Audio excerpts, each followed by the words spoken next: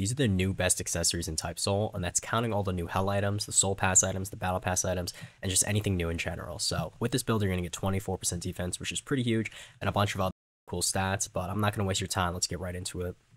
For the legs, you're going to run Mark of the Dead legs. This is a code item, but you should have gotten it if you redeemed the Halloween code that came out on release. If not, you're going to have to trade for it. It's pretty cheap because a lot of people have it, but it's got 3 HP, 0.5 posture, 1.2% defense, and 10 ray.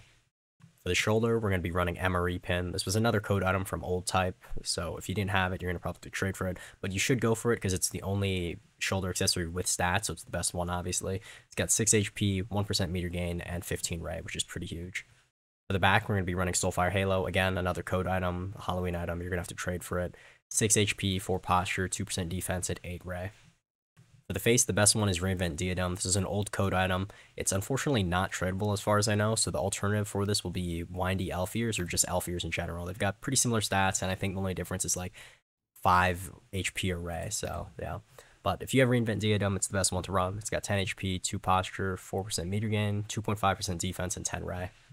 For the emblem, it's going to vary. If you're not speed, you're going to be running Shinsei. This is the one from the Battle Pass from Ranked, so you're going to have to buy it, unfortunately. It's not tradable, but it does have the best stats. It's got 8 HP, 2 posture, 8% meter gain, and 4% defense, which is like huge. Otherwise, you can go for Creed Emblem. This is a tradable item. It was the hybrid compensation, so if you don't have it, you're going to have to trade for it. This one I know is tradable. This one buffs floating strikes range, so if you're on speed or a hybrid build with speed, you should be running this. You'll have a little less defense, but the range buff is insane. You got 4 HP, 2 posture, 1.5% defense, and 4 ray.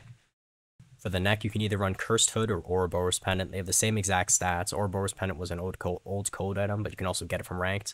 And Cursed Hood you can get from boss raids, so they're pretty easy to get, but you can probably just trade for them pretty easily. 8 HP, 2.5 posture, 2% defense, and 5 ray. For the waist, another code item, unfortunately. I don't know if this is tradable, but if you got it, it's the best one to run. Otherwise, for the waist, you're going to be running Strongest Tail, which has slightly worse stats, but that's the only other one you have. But if you did get the code item, Monarch's Book will have 2% defense, 5% meter gain, 5% reduced meter drain, 8 HP, 2.5 posture, and 5 ray.